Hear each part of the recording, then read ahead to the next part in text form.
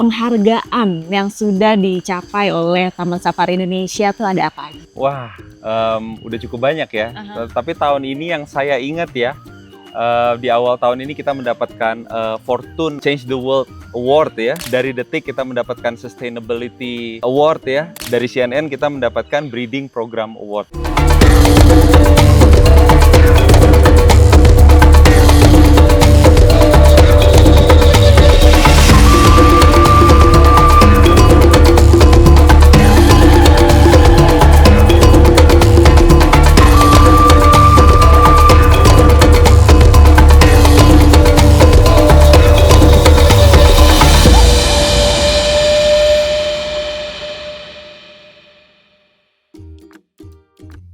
Hai sahabat satwa, Taman Safari Indonesia sudah berdiri dari tahun 80 dan sudah berkembang menjadi destinasi hiburan keluarga dan pusat konservasi paling progresif di Asia. Semua ini terjadi karena ekspansi dan inovasi dan tentu saja kontribusi Taman Safari Indonesia terhadap lingkungan. Sahabat satwa penasaran nggak sih sepak terjang Taman Safari Indonesia hingga menjadi seperti sekarang? Kalau penasaran, ikutin aku terus ya!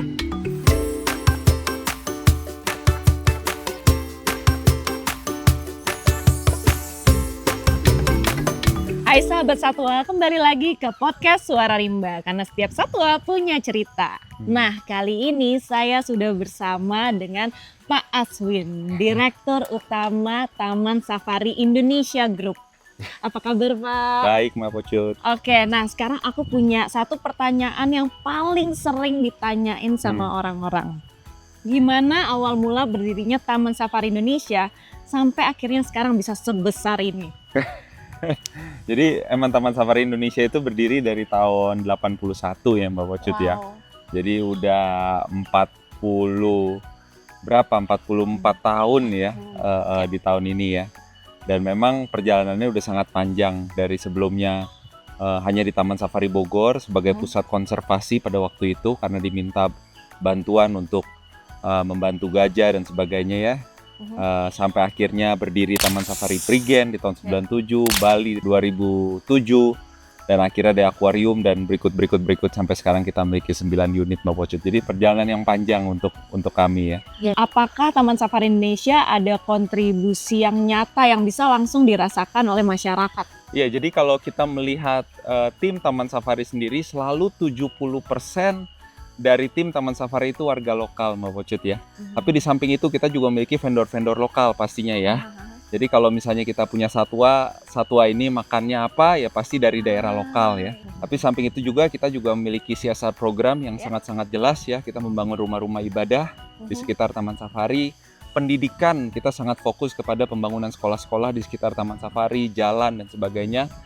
Kita mengumpulkan tahun ini yang jual wortel aja itu sampai 600 keluarga Mbak Pocut. Jadi ini juga cukup mengagetkan buat kami berapa banyak keluarga yang sungguh-sungguh terdampak oleh adanya Taman Safari dimanapun kita berada gitu. Dan ini kan kontribusinya udah berasa banget nih. Kalau penghargaan yang sudah dicapai oleh Taman Safari Indonesia tuh ada apa aja? Wah, udah cukup banyak ya.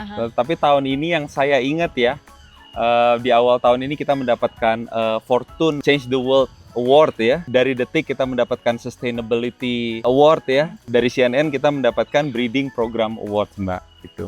Wow, jadi emang udah banyak banget ya Pak ya.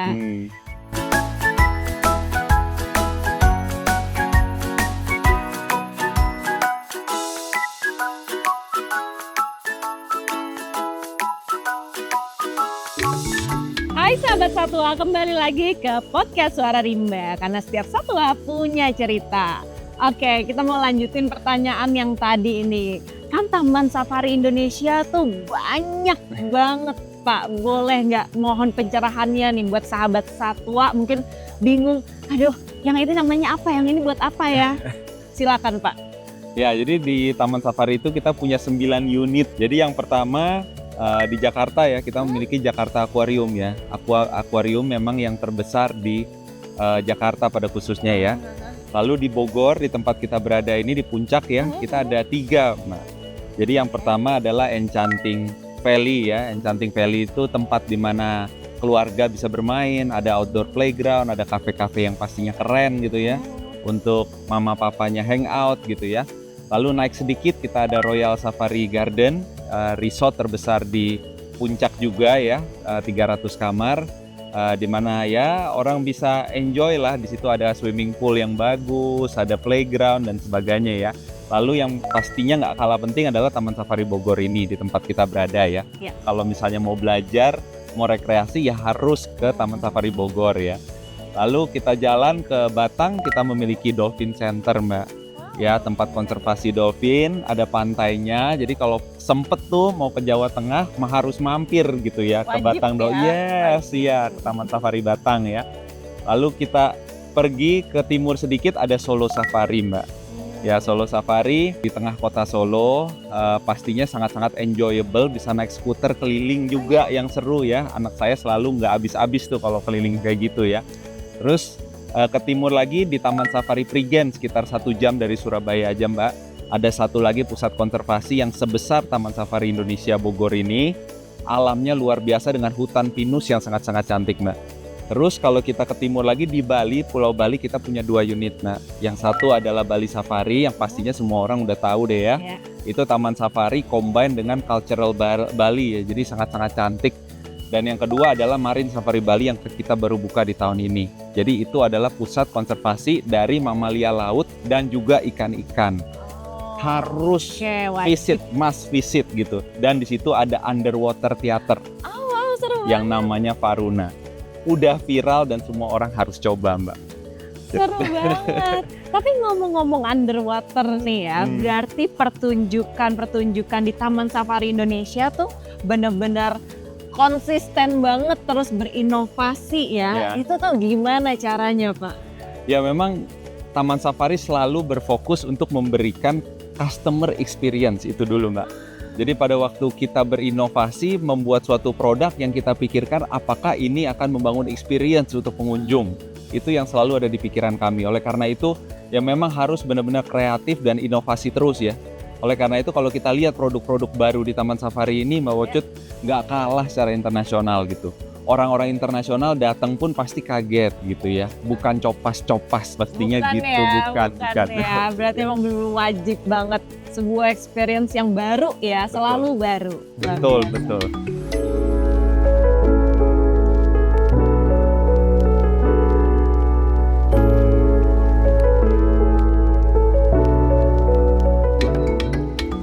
Sahabat Satwa, kembali lagi ke podcast Suara Rimba karena setiap satwa punya cerita.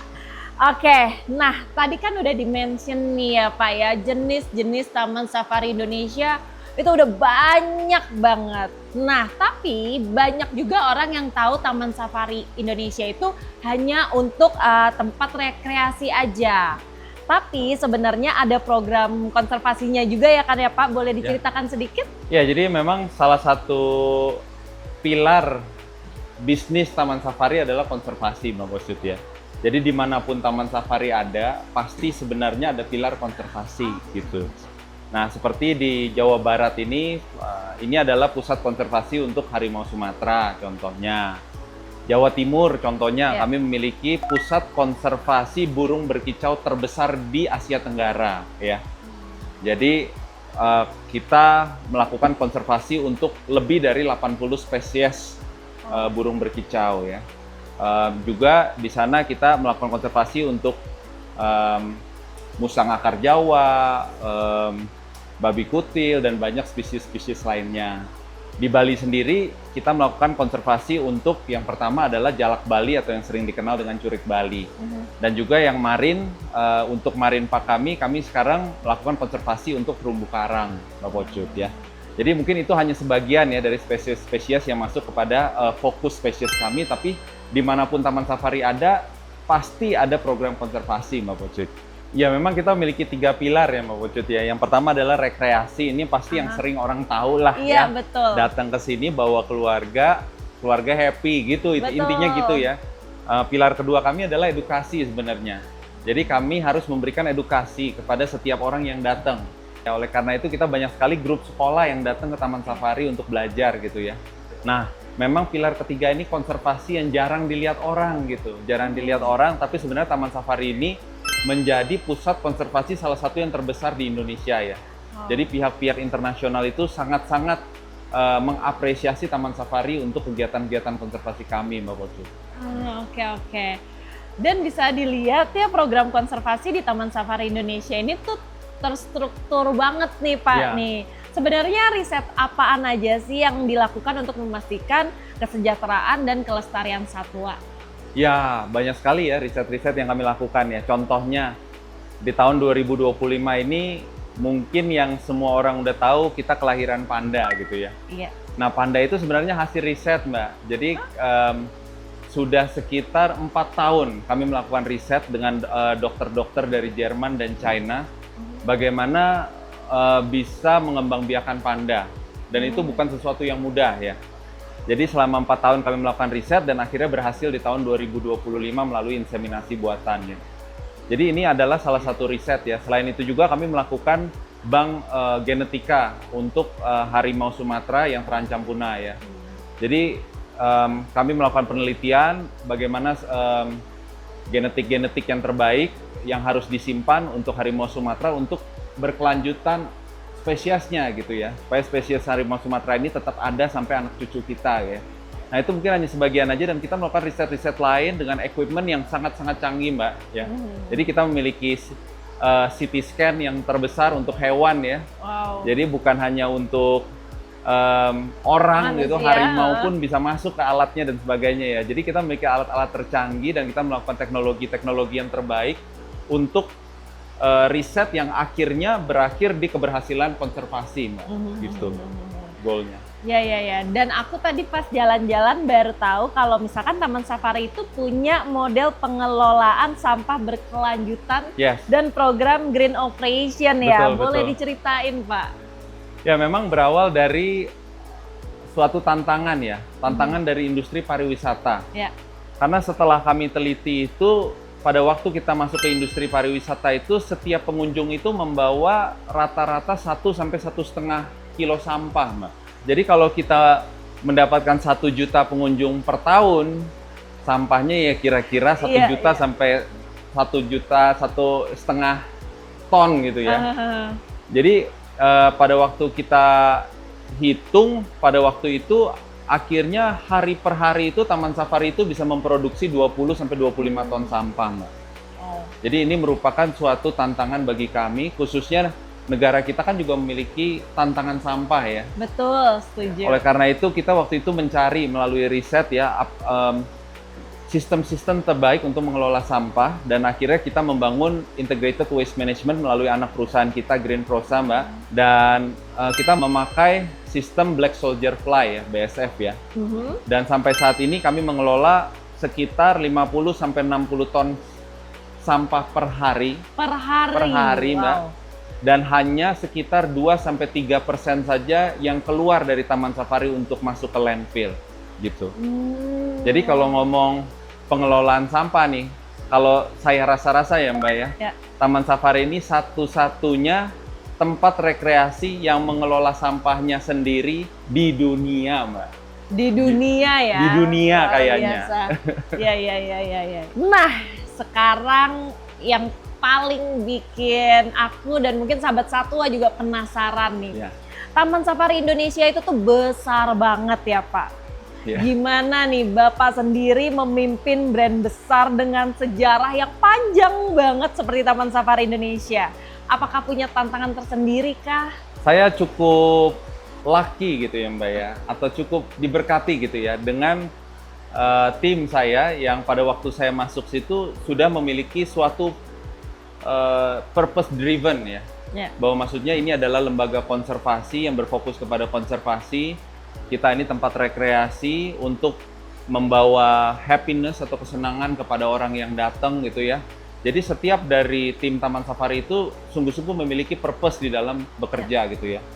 Nah itu juga yang saya dorong di dalam kepemimpinan saya untuk sungguh-sungguh memiliki purpose driven mentality ya di dalam bekerja ya. Bahwa maksudnya setiap orang yang datang ke Taman Safari ini sungguh-sungguh memiliki hak untuk senang gitu. Memiliki hak untuk senang, hak untuk belajar, dan ini tugas kita untuk deliver atau membawa apa yang menjadi hak mereka bisa diberikan kepada mereka gitu. Nah, dari situ saya hanya harus mendorong bahwa maksudnya setiap dari kita memiliki suatu fungsi di mana tidak bisa salah satu dari kita tuh hilang gitu fungsi itu gitu. Dan sekarang ya Pak, teknologi kan juga udah maju banget ya Kak. Nah, gimana cara Bapak tetap menjaga warisan keluarga nih, tapi tetap berinovasi nih, jadi kayak lebih relevan untuk di masa yang akan datang, seperti apa Pak? Kalau kita ngomong Taman Safari, kita ngomong soal 3 pilar kami, rekreasi, edukasi, dan konservasi. Setiap dari pilar itu memiliki suatu inovasi dari tahun ke tahun ya. Dari sisi rekreasi, kita harus terus membangun park-park ataupun unit-unit baru ataupun atraksi-atraksi baru yang sungguh-sungguh engaging kepada generasi-generasi berikutnya ya. Yang pasti generasi milenial berbeda dengan Gen Z gitu ya.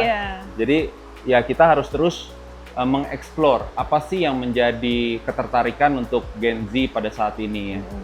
Dari sisi konservasi pun sama ya. Dari riset-riset akhir-akhir ini kita harus mulai memakai AI ya, mulai memakai artificial intelligence. Melihat bagaimana tingkah laku satwa gitu ya, bekerja sama dengan dokter-dokter di seluruh dunia. Kan sekarang lebih mudah ya Mbak ya, kalau zaman 20-30 tahun lalu untuk nelpon dokter di Eropa setengah mati gitu. Sulit, iya betul. Kalau sekarang lebih gampang karena semua terkoneksi ya, jadi kita memang tetap harus berinovasi di dalam membangun Taman Safari ke depannya gitu. Iya. Berarti emang peran teknologi juga penting banget ya Pak ya. Yes. Iya. Dan kalau misalnya melihat ke depannya nih, kita kan sebentar lagi 2026 nih, ya kan. Kalau menuju 2026 sampai 2030 nih, seperti apa visi besar Taman Safari Indonesia? Yang pasti kita ingin menjadi family entertainment center terbaik di Indonesia, itu visi kami. Kita ingin kalau ada brand Taman Safari itu, orang pasti tahu, anaknya pasti happy gitu. Iya. Jadi kalau bawa keluarga ke tempat yang ada logo Taman Safarinya, wah ini kita pasti happy gitu. Ya udah excited gitu, pasti happy. Nah itu memang menjadi visi utama kita Mbak. Jadi di mana kita bisa membawa experience kepada setiap orang, edukasi, tapi juga kita tidak melupakan sisi konservasi dari Taman Safari itu sendiri. Untuk kedepannya di 2026 sampai 30 apa kira-kira? Wah banyak banget ya. Boleh di-spill dikit Pak? Boleh kan yang di sini kita spill dikit boleh ya? Iya, mungkin bukan dari sisi teknologi aja, tapi dari sisi digital secara keseluruhan kali ya. Kita sedang membangun aplikasi yang mempermudah orang pastinya untuk visit Taman Safari ya. Kita ingin memberikan suatu seamless experience dari sebelum mereka beli tiket sampai sesudah mereka visit ke Taman Safari. Harus seamless gitu ya. Belinya gampang, masuknya gampang, pakainya gampang, habis itu follow up-nya gampang, review dari mereka kita ambil, menjadi masukan untuk kita. Nah itu menjadi suatu seamless experience ya. Kedua, apabila mereka ada di dalam dan mereka membutuhkan bantuan, kita ingin teknologi bisa membantu mereka ya. Makanya kalau kita lihat di akhir-akhir ini, Taman Safari udah memakai AI chatbox ya. Jadi harapannya ke depan itu kalau misalnya saya ditanya gitu, Mas Asun sukanya apa gitu. Misalnya saya bilang saya sukanya harimau, kanguru, sama panda misalnya gitu. Nah dibuatkan langsung itinerary of the day gitu ya. Harapannya bisa begitu Mbak ya. Di tahun 2026 hopefully atau 2027 di mana itinerary-nya keluar nih. Itinerary-nya keluar. Jadi orang itu tinggal ikutin aja. Hari ini trip saya mau datang jam 10, pulang jam 3 misalnya gitu. Nah, itu udah langsung ada ya. Tapi selain itu juga kita sekarang sedang mendorong beberapa tim di Taman Safari ini untuk berinovasi untuk intellectual property juga Mbak gitu ya. Intellectual property. Iya, jadi kita ingin membangun beberapa karakter-karakter yang bisa nempel nih sama Taman Safari, tapi juga memberikan emotional attachment sama pengunjung-pengunjung kami Mbak. Mungkin itu spill sedikit ya, rahasia kami itu. Makin gak sabar gak nih sahabat Satwa buat datang ke Taman Safari. Oke. Next question, dalam organisasi sebesar Taman Safari Indonesia nih, kualitas sumber daya manusia itu kan penting banget pastinya ya Pak ya? Sangat, iya. Nah, gimana pendekatan kepemimpinan Bapak nih dalam membangun tim yang kuat, berdaya, dan punya kompetensi kelas internasional? Wow. Wah, ini pertanyaan yang cukup sulit ya Mbak ya. Cukup personal juga gitu ya. Tapi yang pasti manpower atau tim Taman Safari itu menjadi garda terdepan ya. Jadi pada waktu pengunjung datang ke Taman Safari, kita nggak bisa lari bahwa yang mereka temui itu pasti manusia gitu. Betul. Ya, jadi kita ingin memberikan experience kepada pengunjung melalui tim kami gitu. Oleh karena itu membangun tim kita itu sangat penting. Oleh karena itu saya selalu mendorong untuk empowerment ya. Jadi maksudnya untuk supaya setiap dari tim dari paling bawah sampai paling atas mereka mengerti purpose mereka ada di Taman Safari untuk apa gitu. Mereka mengerti bahwa ada kepentingan bahwa mereka ada di posisi tersebut gitu ya. Jadi tidak ada yang tidak penting, tidak ada yang lebih penting daripada yang lain gitu. Itu sangat-sangat jelas di dalam kepemimpinan saya ya. Selain itu juga seperti yang saya bilang ya, harus purpose driven.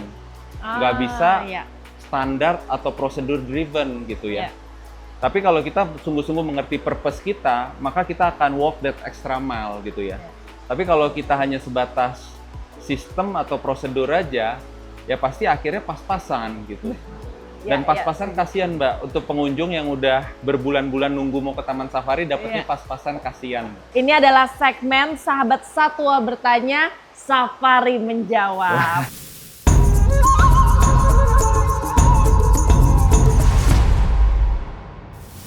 Pertanyaan dari Anggun dari Cilacap. Bagaimana caranya untuk menjadi bagian dari Taman Safari Indonesia? Contohnya kayak animal caregiver. Bisa nggak tuh Pak? Bisa. Oh, Jawabannya bisa? bisa ya, jawabannya bisa. Yes. Jadi kalau melihat pusat-pusat konservasi kita dan juga di Taman Safari, sebenarnya kita memiliki beberapa program magang ya Mbak ya. Jadi bisa langsung diajukan ke Taman Safari ya. Tapi selain itu kalau misalnya ada zookeeper ataupun ada bukan lowongan, itu sebenarnya ada di web kami Mbak. Ada di tamansafari.com ya. Di situ ada lowongan dan bisa langsung mengajukan CV ke situ ya. Tapi kalau memang sebatas ingin belajar, pengen tahu gitu, sebenarnya bisa magang gitu, bisa magang. Bisa magang di Taman Safarinya, bisa magang di pusat-pusat konservasi yang memang kami operate juga gitu. Oke. Jadi caranya gampang, lihat aja ke website ya. Yes, tamansafari.com. Tuh Sahabat Satwa. Pertanyaan selanjutnya ya Pak ya. Dari Dimas. Nih dari Jogja dia. Taman Safari ada rencana untuk go internasional nggak sih? Soalnya kan di Indonesia udah jadi KWN, Kawasan Wisata Nasional. Apakah ada nih Pak? Jadi kalau sebenarnya tawaran dari internasional banyak ya Mbak ya. Apalagi dari Asia Tenggara gitu ya. Negara-negara tetangga itu sebenarnya banyak yang mau bawa Taman Safari ini ke negara mereka gitu. Namun kami untuk saat ini masih berfokus kepada Indonesia ya. Karena kita melihat bahwa kemajuan Indonesia cukup pesat. Dan Indonesia memiliki program Indonesia Emas ya. Di mana kami juga ingin bersama-sama Indonesia untuk maju ya.